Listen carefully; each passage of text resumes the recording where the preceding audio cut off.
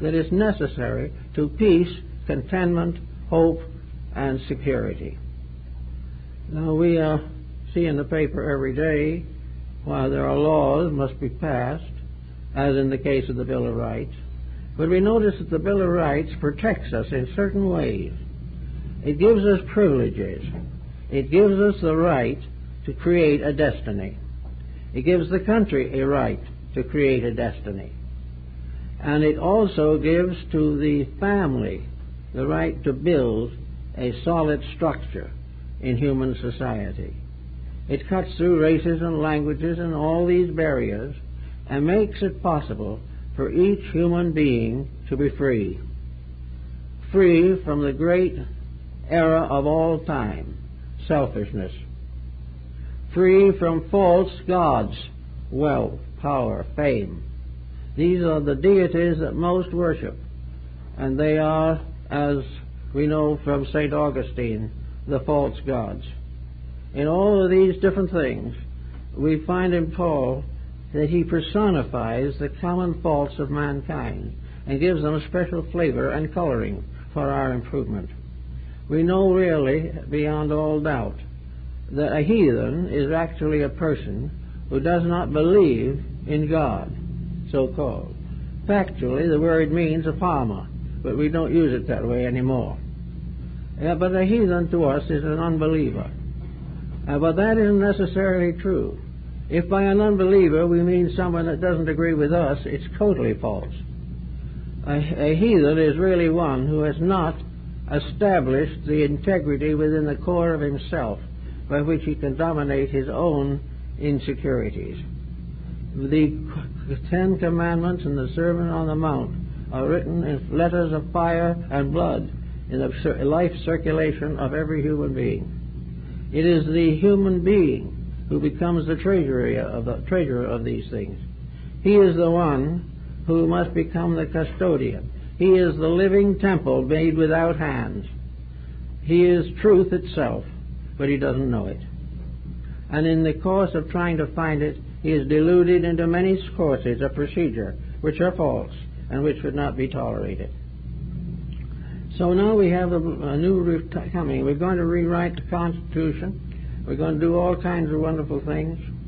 But are we really working at anything? Are we really trying to make contact with the best part of ourselves? Are we also putting ourselves under the censorship of enlightened mind? Are we using the mind to find out our own mistakes? Or are we just going to keep on trying to find mistakes in other people? Are we going to use the equipment that has been given to us to rectify ourselves, to discover in ourselves the secret of the three great worlds that exist, the divine world, the human world, and the material world? They are all in us. They're all part of us. They are all part of the great solar system that exists within our own flesh. We are a universe.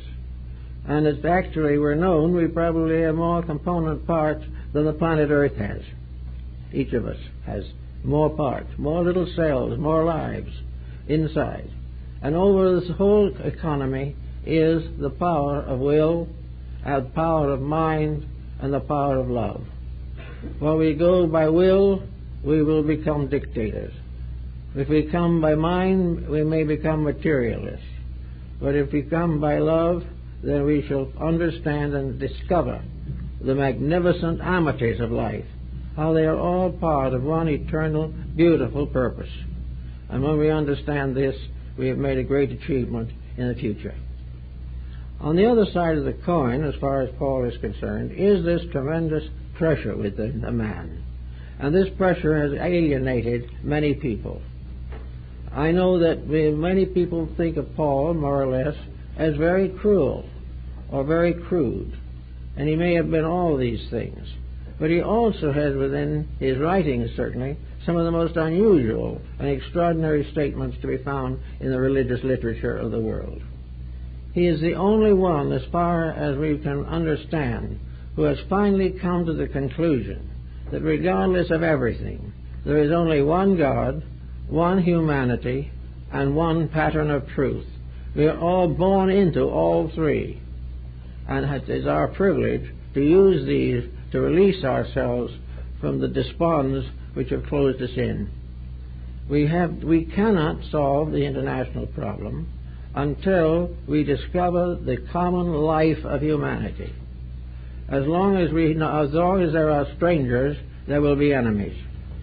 As long as we cannot forgive our neighbor, we cannot forgive our world. As long as our hopes are not supported by our deeds, our hopes do not come true. And wherever we do it badly, we suffer. And then in our suffering, we raise our eyes and hands in anguish, asking God to relieve us of a pain or an ache or a problem that we ourselves have caused. The deity of Paul doesn't have to forgive anything, because it is inside of us and knows exactly what we've done every moment. It knows when we are sorry. It knows when we have made a proper penalty and paid it. It knows exactly the degree of our guilt and of our integrity. It knows when we are telling the truth, whether others do or not. Therefore, the Christ of Paul knocks at the door of our hearts, comes in and sits with us and breaks bread.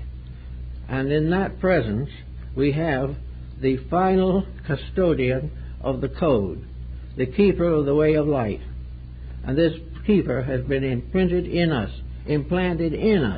from the beginning of time, from the beginning of our existence. Even the little weeds have it. Everything has this infinite potential to grow and become more, to grow and fulfill. A man is one of the highest forms of life that has been integrated. Therefore, he has a very special duty and a very special responsibility. It is up to him to recognize that his humanity is a responsibility. His humanity brings him an obligation to the eternity of things. Humanity makes him one of those that cannot fail. And all failure is apparent only, but is punished by those insecurities which ultimately lead to the correction of the mistake. Life is forever correcting the mistakes of those who live it. And if the living is too poor or the corruption is too great, then we have the necessary penalties imposed upon us. But they come not from outside. They do come not from houses built of wood and stone. They come from the eternal life of God in everything. The blood coursing through the brain and through the body is the river of life. It is that which carries in it the intangible, mysterious, alchemical procedures by which all things are redeemed. Blood, as Mephisto says in Faust, is a most peculiar essence. It is different from anything else. The saving blood of Golgotha is a symbol of that which is meant, in which deity bleeds for the sake of humanity. That in some mysterious way we are all gradually growing up to redeem and release the mysterious Prometheus who has been bound to the rock because of our misdoings and because he tried to save us. So all of these things were undoubtedly known to Paul. He knew about these things. But take our founding fathers. One of the great points that most of them have emphasized will be found in the Acts of the Apostles, the Romans, and the Corinthians, these Bible books. The right of individuals to worship according to conscience, which is one of the religious freedoms that our founding fathers gave us. The right to go against infamy wherever it arises. The right to prevent the misuse of resources. The right to make payments and to refrain from unnecessary debt. The right not to have troops billeted in our homes. All these things are part of the rights that the Bill of Rights is supposed to give us. And the only way this Bill of Rights can be effective is because it is right. And if there's anything in it that is not right, it will have to be amended. But the purpose of it was to make right the basis of the American life way. It was to prevent the American life way from becoming stagnant, from becoming set in patterns which were undesirable, and to prevent the gradual corruption of the democracy which was bought at so high a price. And yet today we are not watching the Bill of Rights. We are interested in our own rights, but not interested in our neighbor's rights. We are interested only in the advancement of ourselves. And Paul would have listed this as one of the greatest heresies with which the world has been afflicted since the beginning of time. There is no reason why humanity cannot cooperate. There is no reason why it is not possible for peace to be achieved. The reason it isn't achieved is because the Christ in us has not been allowed to express itself. It has been locked in by avarice. It has been locked in by the profit system, commercialization, and it has been locked in by materialism, which has refused to permit the soul to function in the average life of people. These things are the liberties which we have lost or cancelled. When we refuse to listen or deny the rights of our own souls, then we are committing a mistake, a serious one. We are disobeying the right of every person to be right. And this is the thing that the Bill of Rights was originally intended for. Many of those men who signed that, like Benjamin Franklin, were not theologically focused. They didn't go to church every day or anything of that nature. But most of them were patriots. And to be a patriot, a true patriot, you have to, first of all, be true to God. The divine power is the thing to which we must all give allegiance. We must all serve first the truth that is eternal. Now, as this century comes to a close, and it's coming pretty fast now, we are being faced more and more with the danger of not recognizing the importance of changing our ways and patterns. We have to begin to live the truth.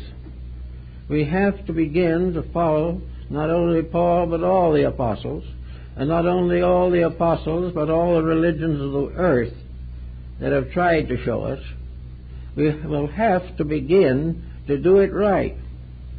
We will have to begin to allow faith, hope, and love to dominate our relationships with each other, our families, and our own inner selves. We cannot go on continually forgetting that which is real and nursing that which has no substance and be a happy, progressive people. It is interesting to see that now, particularly, there has been a great revival of interest in better things. 50 years ago, idealism was practically extinct in this country, held only in private by a few profound thinkers. Today, idealism is raving through the land. It is going everywhere, in every form, some good, some bad, some indifferent. But here, the definite effort to recognize the importance of beauty, the importance of friendship, the importance of honor, these things are coming home to us through the most natural possible means, the results and consequences of rejecting them. By rejection, we have brought ourselves to this state. By reclaiming them, we have to bring ourselves back again to the principles and to the ideals that Paul enunciated on the Hill of Mars. The Hill of Mars, incidentally, was the place where the Greeks gathered for gossip. It was a place where public opinion expressed itself. It was a kind of a spit and argue club that kept the Athenians more or less contented with life. They talked about everything, discussed with strangers what was happening in other lands, and on occasion held courts there to judge the virtues or vices of certain accused persons. But in this hill was the great listening post of the Greek states, and it was originally dedicated to the deity Mars. And it's interesting because Montmartre in France, where now a great cathedral stands, was also a hill of Mars. Mars was more than just a god of war. Mars was a god of do it, of courage, of conduct, and a determination to be right. And the Great War is not another Armageddon. The Great War is a struggle between the individual and his own pocketbook. It is the struggle between the person, his desires, his appetites, his commitments, and his determination to compete successfully with someone else. This is the great war. Competition is the strife that has to end. Little by little, if we don't cure it ourselves, we will so dissipate our natural resources and so destroy the nature which has been given to us that we can no longer subsist or exist without a reformation. We are still, however, in a period when a conscious, constructive reformation is possible. We are now at a time when we can do things better, we should do them better, and we should do what Paul also recommends. Regard not a house built by the hands of man as the temple of God, but to recognize the universe as the house of the eternal, and that in all ways and in every respect we owe homage to this. And it isn't here, not in some man-made building, that we must worship the eternal truths of life. If we can do this, and if we are able to succeed in this particular allotment, we will find ourselves in very much better condition and able to do many things that now seem impossible. Well, I think I'm going to have to stop now, but that's for this time. Next time we'll do better.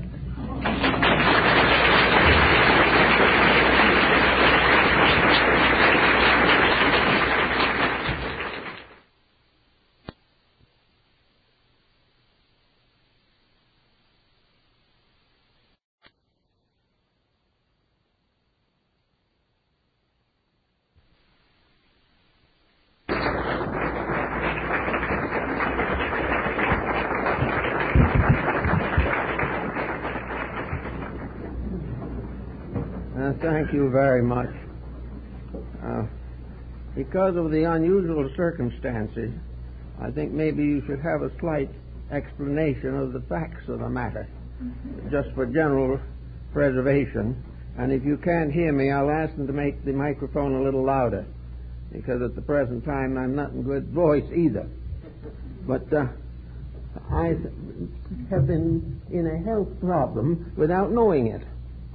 For about a year and a half, I haven't enjoyed walking very much. And I said, well, you don't at 85. At least it's not unusual. So it got a little worse all the time. First, you know, I didn't like to climb stairs. And then steps. And then I wasn't too happy on the level. And finally, it became obvious that either I was advancing in age very rapidly or something else was wrong. The answer is something else was wrong. And what was wrong has been growing and developing and unfolding for a year and a half. And it came to a head after I came back from Sedona. It came to a head because it was ready to.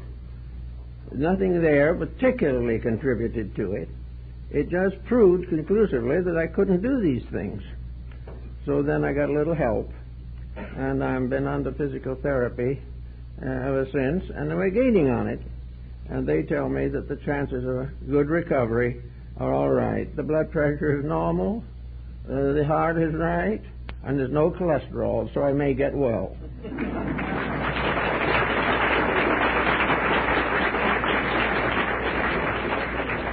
I haven't been a good walker for some time, and I'm not improving. But I may have to develop the necessary physical exercises. But this was not something that hit me as an innocent bystander.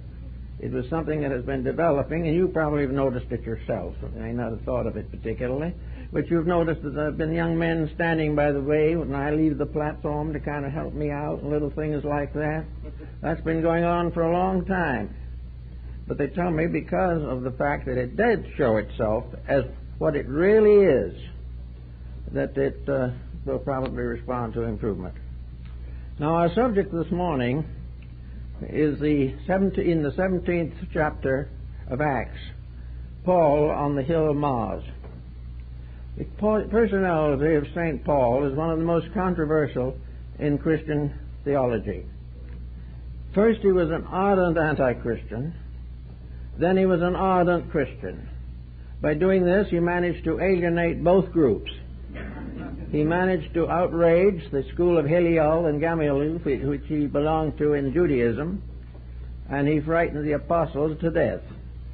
Nobody liked Paul for some reason, probably himself, and it's sometimes doubtful from the text that he liked himself very well. It was a very strange thing, but he was a man of destiny, no matter how you want to figure it. And the importance of his position is just beginning to be noticeable.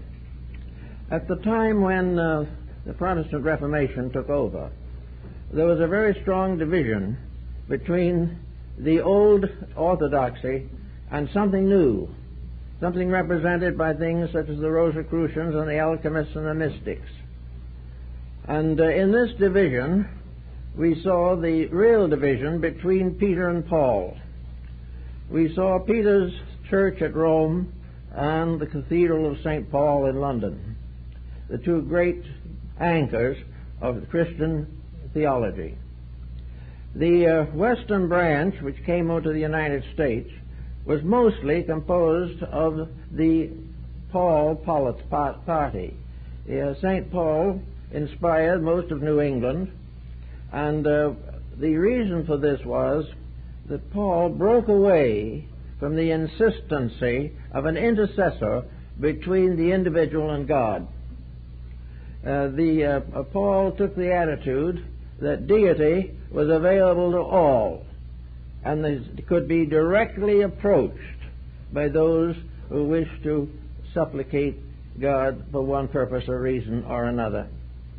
There was no need for an intermediate character, no person between, only the noble heart, the contrite spirit, and the prayer and the dedication of life. This was the basis of the Protestant Reformation. Now, the founding fathers of our country, which we're much interested in at the present moment, were mostly of the Protestant religious denominations. They believed very largely in the principles of Paul, which, however, unless you are a student of the subject and read his writings carefully, you may not notice the tremendous emphasis upon personal liberty and the disciplining of life to carry liberty with dignity. Now, this was certainly involved and incorporated into the Bill of Rights. It was certainly part of all New England with its religious dedications. It was in the spirit of Emerson and Thoreau, and most of all, it was in the spirit of mysticism. The one convert mentioned in the occasion of Paul's visit to the Hill of Mars was Dionysius the Areopagite. And the mysticism of Dionysius, the mystical experience, was the first great written mystical book of Christian theology. It was probably written in Alexandria, but it was certainly a book suitable to the mind of people like Bamey and William Law and the Pietists of Pennsylvania. It was a book of devotion, dedication to a mystic overall, a great picture, a great principle of things. Paul tells us in his own words that God put the same blood in every human being. Now, this is regardless of nation, race, or demarc. We are all one in the circulation of the blood and Spirit of God. Now, this, of course, would cause, and did cause, considerable controversy, but I think it also gave us to understand the meaning of a statement that was made by a British author some years ago, Gerald Massey, namely, the Jesus of Peter and the Christ of Paul. The apostles were, most of them, personally acquainted with Jesus for a period of several years. They were of his race and of his faith. They were constantly associated with him and developed a tremendous personal affection for him. He became the embodiment of that which was most desirable, most lovable, and most sacred. Paul never had this experience. His first experience with Christ was on the road to Damascus, where in a vision the Lord appeared to him. So his first experience with Christianity was a vision, not a familiarity, not a long association, but a sudden impact of a supernatural event.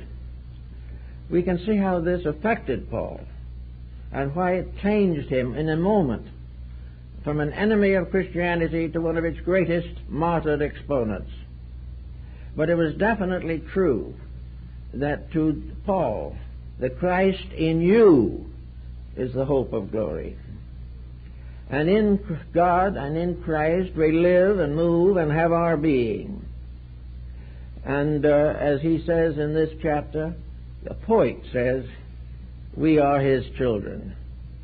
This poet was Aratus of Soli, the great writer of the phenomenon of astronomy, which Paul evidently understood. Paul had another distinction that separated him from the rest of the group. Paul was a citizen of Rome, and in that time this was a very important consideration. At the time of the siege of Tarsus, when the Romans came to take the city did not resist, but opened its doors and accept the Romans. As a result of that, the Romans spared the city completely, did not pillage it or worry it or bother it in any way, and made every inhabitant of Tarsus a citizen of Rome. Now this citizenship descended to Saul, later Paul, and became the basis of a great many privileges and opportunities otherwise impossible. It was impossible, according to Roman law, that anyone should be convicted or condemned without a due process of law. Every effort had to be made for justice. This was not true with non-citizens. So Paul had this distinction of being able to travel with comparative impunity. He has considerable language, was able to speak better and more often and more carefully than most of the other early Christian writers and authors. He was definitely a well-educated member of the school of Hillel, one of the most liberal of all the great schools of the Pharisees of Israel. So we have Paul as a unique person. But we also have another very interesting point and quality with him. And that is this not to have an intercessor, because Christ in you. And if Christ in you be lifted up, it will bring all other things to it. So he was definitely a person of the same mind as the fathers of the Bill of Rights, who were many of them followers of Paul religiously. This was, that, as Paul expresses it, the inalienable right of liberty. But Paul also brings out the other point, that liberty is dangerous unless it is handled with discipline. A free person must be a self-moving, self-correcting, self-enlightening person. It was not possible for a free person to do as he pleases simply because freedom gives him this legal right. Freedom gives every man the right to be right. Now this may seem more controversial, but actually we are in that condition today. We are now looking for the possibilities of finding the individual who has a right to be right. We also realize that freedoms have gradually added up to lawlessness, to various forms of cupidity and exploitation. We know that freedom is not reasonable, practical, or useful unless that which is free is able to govern itself.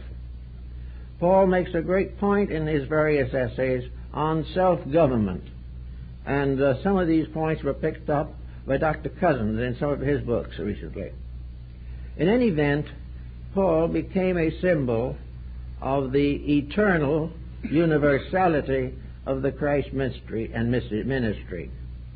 He beheld a universal value, a value that was above all creeds and denominations, a level of integration that was truly a proof that one blood, the blood of God, flowed in every living thing and should be respected. Having been a tyrant and a persecutor himself, Paul spoke out strongly for tolerance, spoke out definitely that no religion should take from the individual the right to think, or to take from him the right of fair decision.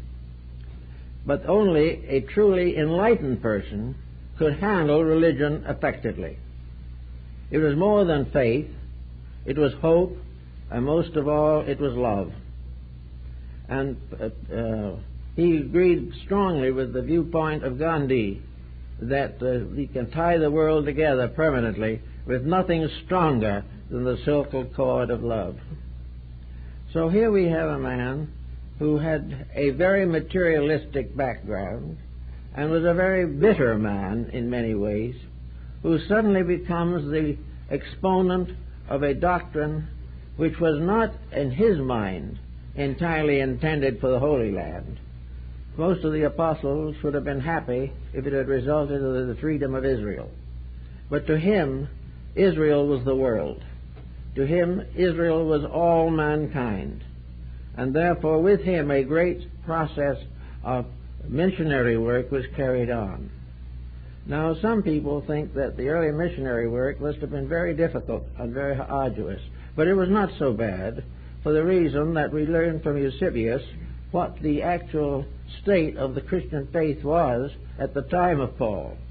We find this also to be found in the Acts and in several sections of the New Testament. Jesus had 12 apostles, 72 disciples, and 500 of the brethren. This is what is stated in the Bible. Therefore, he had a basic unit. Wherever an apostle went, he usually took a disciple with him. And if this was not possible, he would take one of the brethren. Therefore, scattered all over that area, as a result of early proselyting or early conversions, there was a nucleus of Christians capable of actually evangelizing in many areas. We know they evangelized as far as India and China. We know they traveled over most of the earth, carrying with them the message, largely the message of Paul, because the message of Paul was the one which touched them all, which made them realize that they were one family. Paul makes a great point of the human family, to get away and beyond all these divisions in individual, domestic relationships, and world affairs, that we should always consider ourselves as one unit of life, a life that is embodied in flesh, but in the soul belongs to God. So we have Paul's concept, one soul divided among all that lives, and yet undivided. This, furthermore, is another point that he carries with considerable emphasis in his sermon at the Areopagus, which, by the way, is the place where Socrates was condemned to death. But to Paul, there was this further consideration that has to be brought in mind always, the consideration that each living thing, not only human but all others, is entitled to justice. It's entitled to rightness, and is entitled to address prayer, thought, meditation to the inner life, because the God who listens, the God who can hear, is the unknown God which Paul found inscribed upon the tablet on the side of the hill of Mars. He came upon this, and he turned to the Athenians and he said that he would tell them of the God that they did not know how to worship, that they did not know that this unknown God was the true God. And why did he call it an unknown God? Because they had not worshipped it, but had worshipped many gods and godlings. But he also stated that he believed them to be a religious people, but that they had to have this new concept, the new concept of the one unknown God. Now, the problem of the unknown God was not easily solved. Paul had his own definition for it. But the term remains, and in the Bible it appears in two forms. In some translations, it's an unknown God, and in other translations, it's the unknown God. Now, there's a great deal of difference in these terms. It is perfectly possible to assume that the Greeks were paying tribute to the deities of other peoples, or to some deity that they did not worship themselves, but which they acknowledged. More likely and more correctly, in all probabilities, the unknown God remains, as we know it today, the unknown God. In theology, science, philosophy, ethics, morality, the mystery of the unknown God has not been actually solved. It has not been solved because the conflict of meanings also includes the conflicts that arise from sectarianism and from the levels of integration or intelligence upon which people function.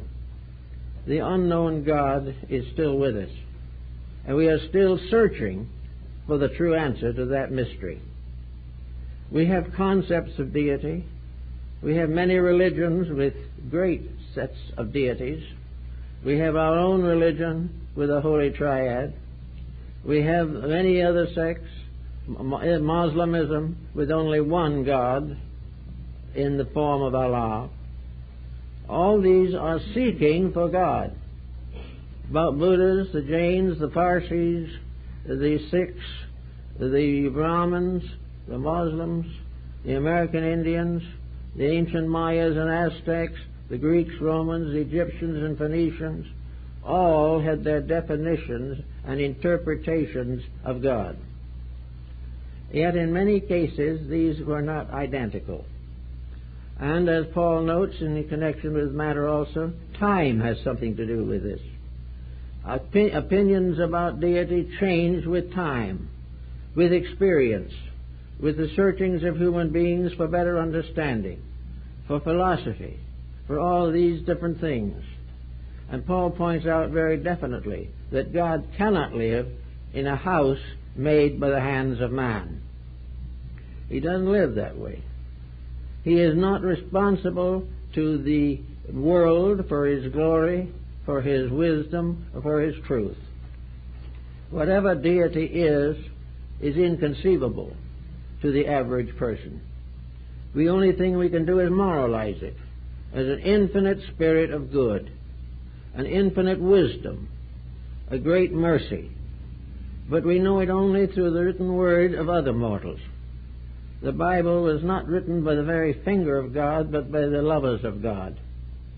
And everywhere we turn, the great question still remains, what is God? How do we explain creation? How can we explain what science is discovering every day? How can we gain the secrets which science is abusing every day? We do not know. We go further and further into the mystery of life, but it seems to go on. And as veil upon veil we lift, we find veil upon veil behind. There does not seem to be any answer. We have atoms, we have molecules, we have neutrons, we have everything you can think of. Somewhere in the mystery of all of this is life. And Paul, I think, is trying to tell us that this one life is the important thing, and that this one life has its station in each living thing. This one life is divided but remains one. It is diversified throughout time and space, but is forever one. It is in everything that lives and in each thing that lives. It is not only in us, but it is in our enemies. It is in our world. It is in the animals we eat for food. It is in the birds, flowers, plants, and even in the wonderful structures of stones. It is also in the air, a mystery of life in everything. Somewhere in this mystery is the one of whom Paul says, in him we live and exist and have our being. And therefore, the search for this is a search for a mystery. And out of the mystery came what we now know as Pauline mysticism. It is the mystical approach to the answer of theology. It is the search of the individual for his participation in one divine spirit. It is part of his heritage, his legacy. It comes to him before even his birth. It is the fact that he is entitled to a share in this spirit of infiniteness, which surrounds him and fills him and exists before him and will go on forever. So that the problem of the God of Paul comes to be, again, a reason for individual thoughtfulness. The motion of religion into the personal life of the individual. Now, there's not anything wrong about the doctrines if they help us. There's no reason why we shouldn't listen to our clergymen, listen to those who expound these matters, or read good books on the subject. But beneath it all and behind it all must be the realization that all decisions are our own. We cannot decide what we do not understand. We cannot define that which we do not know. But we can, with a certain intuition, an apperception, come into a mystical sense of association with infinite life itself. This is possibly the highest form of faith that we will ever know. It was also one of the earliest. Now today we have a world divided in many ways. We are celebrating an anniversary of the Bill of Rights. We are remembering with gratitude the early signers of these declarations and these bills that have helped to establish our way of life. In many of these there are evidences of the Paulian beliefs, and it's almost probable that most of the creators of these documents, being Christian Protestants, would use the Paulian method. They might quote other things also. But in Paul they found something very useful to them. They found the realization of a complete integrity of liberty. Paul was a liberator. He didn't liberate nations, he liberated souls. And he was first able to do this because the vision on the road to Damascus liberated his soul. He had the personal experience of a mystical enlightenment. The miraculous happened to him. We read about it in books. We may have psychic experiences. But to Paul, this vision on the road was the greatest thing that he ever experienced. And he was convinced that if a sinner as great as himself was given this vision, it must be available to all living things. There is always, as St. Francis points out also, the fact that the greater sinner makes the greatest saint. This change of mind, this alteration of life, this sudden appearance of soul on the surface of existence, all this is part of the Paulian concept of life, a concept which tells us very much and very often that now we see through a veil darkly, but then we will see face to face. Now, the point has also been made that Paul of Tarsus, or Saul of Tarsus, was in all probabilities an initiate of the pagan Greek mysteries also. And this is quite possible, if he was not an initiate, that he had some contact with those who were, and from these he gained a certain experience. He tells us he received the tonsure. This means definitely religious order. And it was not a religious order that would correspond to anything that he was interested in at the time of the occurrence. It was something that had to do with an acceptance into a foreign faith or belief, which had certain obligations, certain vows, certain requisites, and certain needs. It is also well known that Paul was a well-educated man in the terms of his day, in language, philosophy, science, and most of the arts of his time. Therefore, he was confronted with another stumbling block, the mind in relationship to the soul. The mind is very often the destroyer of the soul and the heart. It is the mind that excuses folly and justifies ill action simply because of expediency. The soul never actually justifies that which is not true.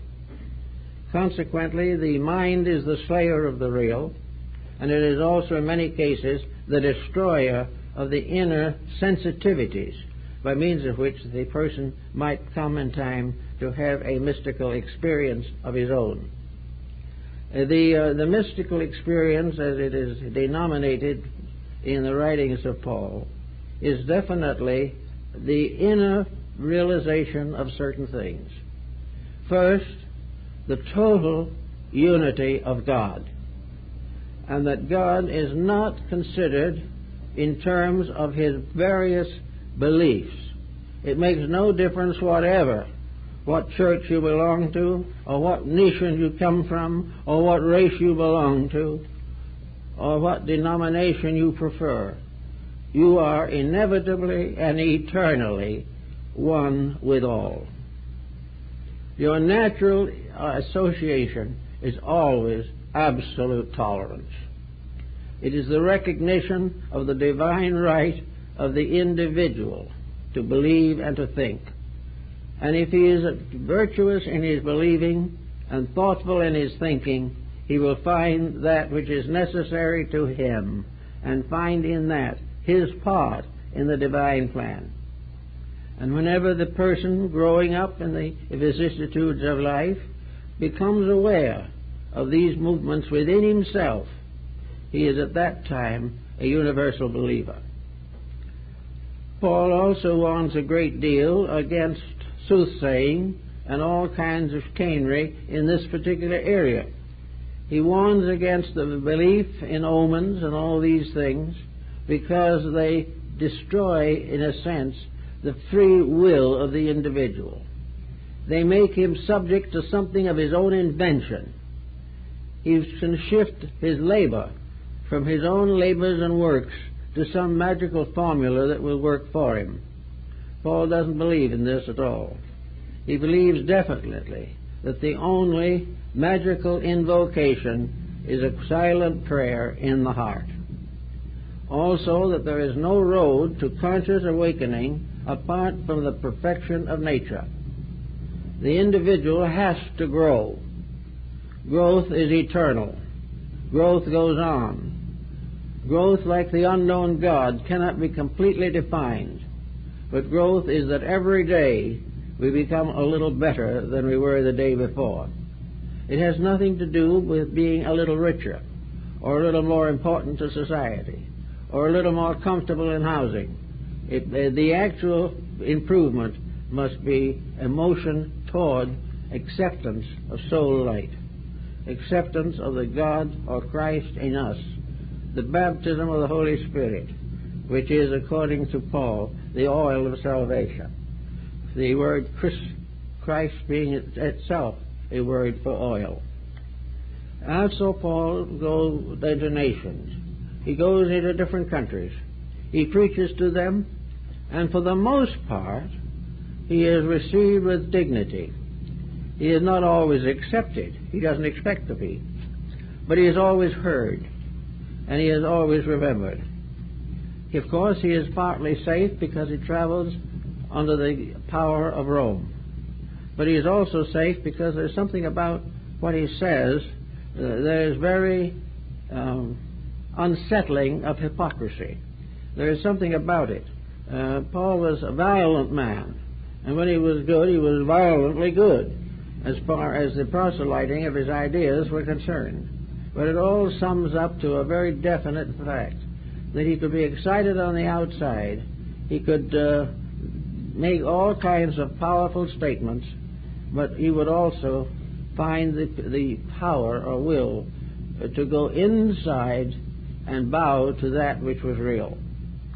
He had no reality except the Christ in himself, but he knew that it was exactly there in everyone else, and that there was no one in the world who didn't share this mystery, regardless of the name by which they knew it. And in the course of the problem of time, what was the religion to do? What was the idea that was carried forward by Dionysius Areopagus, who heard Paul and was converted by him? The answer is very definite.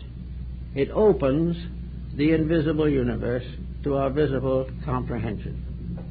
A great example of this is Jacob Boehme, whose visions are definitely Paulian in their quality. To Boehme and to Paul, there was a way in which the human being could enter into the experience of the divine purpose. There was a way in which all of the things that we read about can be experienced in some way, not completely.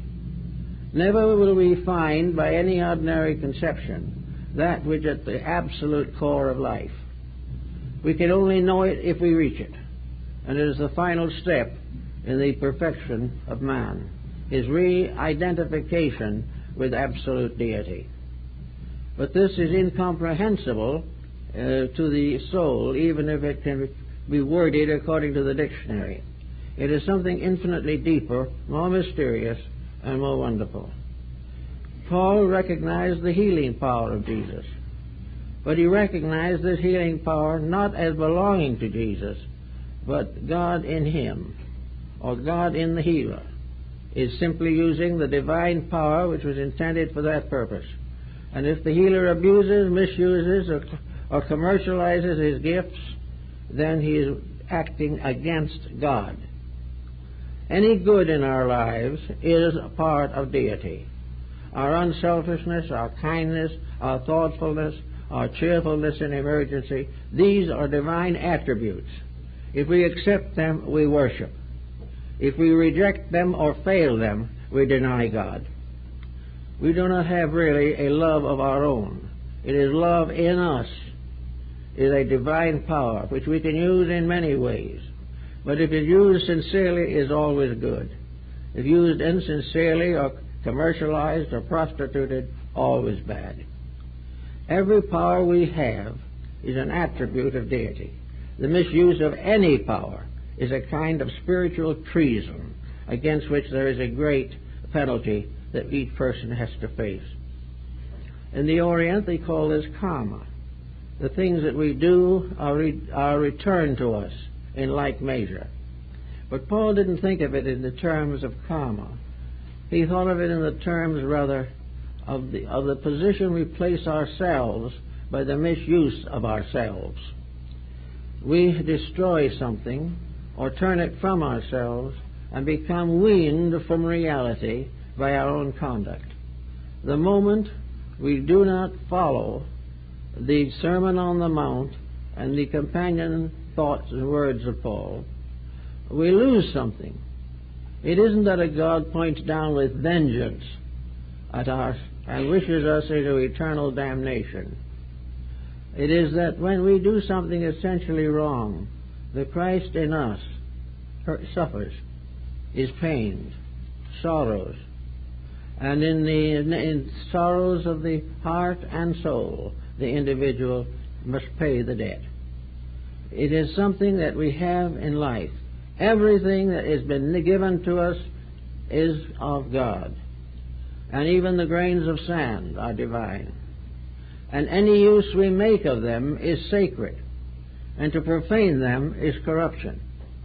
Now put that on the level of the Bill of Rights, and what do we have? We have quite a few problems. Think of what we are doing to our natural inheritance, what we are doing to the earth. Think of the things we are doing to each other in war or pillage and crime. And realize that it isn't a God in heaven that is going to react upon us. It is the God in us. It is the God in the slain soldier, the God in the mortally wounded infant, the God in the murdered mother that hurts. And this pain goes through the whole of humanity because we have one blood of God. And as it circulates through the body to nourish all the parts of the body, so it circulates throughout the world to nourish all the world. And whenever this is lost or broken or defiled, this love is hurt. And of course it is this love, really, which is salvation. To keep it and achieve it and will live with it is to have everlastingness. It was a little strict, a little surviving took place. Then he turned from it because they couldn't understand it. But many nations did understand it, strangely enough. And in many of the greater nations of the world, especially in the East, early Christian missionaries were rather welcome. China received them with open arms. Japan tolerated them, except for a brief time when they abused their own privileges. But for the most part, the whole world has not been evil in this sense. When Muhammad went to the caves of Mount Hira in order to hope that he might receive the revelation of the original religion of mankind, the angel Gabriel brought him the scarfs with the words written in fire upon them. And all of these early writings were a search for one truth. Muhammad cried that in the midst of all the different gods and all the different beliefs, like the tablets on Mars Hill, he wanted to know which one was really God. Which one was Allah? Who was the true God of all things? Paul's answer to that was that all these gods together are one. That all these different beliefs are vitalized by the same inner life of man. And that all of these beliefs, well lived, will fulfill their purpose and in the end will bring the individual into absolute harmony with all the honest convictions of mankind. Always Paul was in some kind of difficulty. He got to Rome, he was in trouble, but as a citizen of Rome, he could not be tortured or crucified. And when the time of his martyrdom came, he was beheaded. But in the end of it all, he made payment for the youth of doubt and uncertainty which had afflicted him. And he went forth fully convinced that he was of the one and in the one and to the one. In other words, the soul within him was indestructible. And that was the only thing that was important. And in that, he was one again with his grain or seed of immortality, which we all have in our hearts.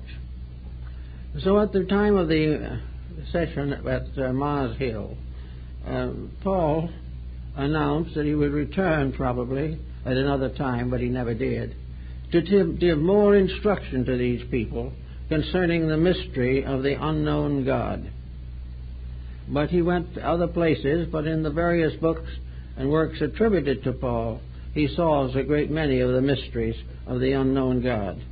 But he does admit beyond question that there is only so far that he can go, that anyone can go, and that in the end he must depend upon faith, and that this faith in turn is strong enough to sustain eternal love. Love is the final work of mankind. Love of truth, love of God, love of nature, and love of all human beings and other creatures of nature.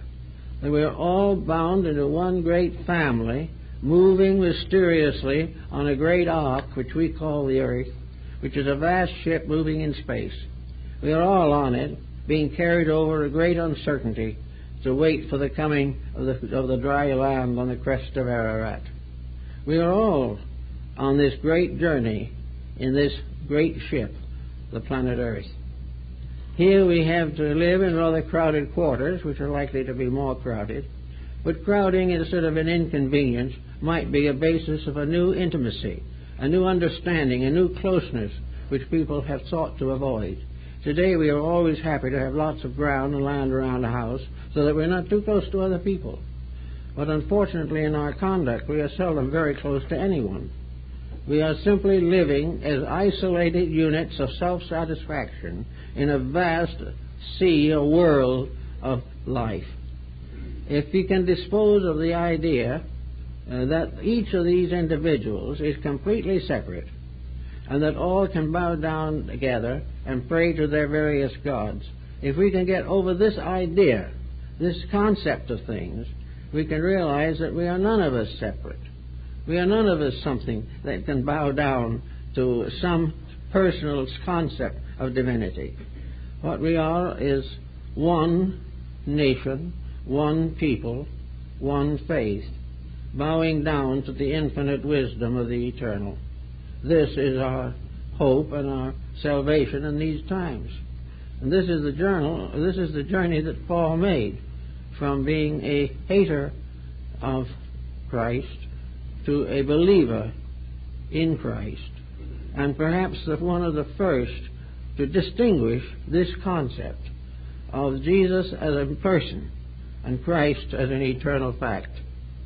And that this eternal fact was embodied in Jesus, he does not doubt. He does not doubt that Jesus was the great teacher of mankind. But Jesus was also one of the sparks, one of the souls in the great soul of eternity. He was one of the advanced souls that had come forth simply because of the wisdom and insight within himself, and had been sent forth by God, the God in his own soul, to serve the world and to preach to it a doctrine of universal brotherhood. Now, in 1980 some odd years later, we are still suffering seriously from the lack of brotherhood.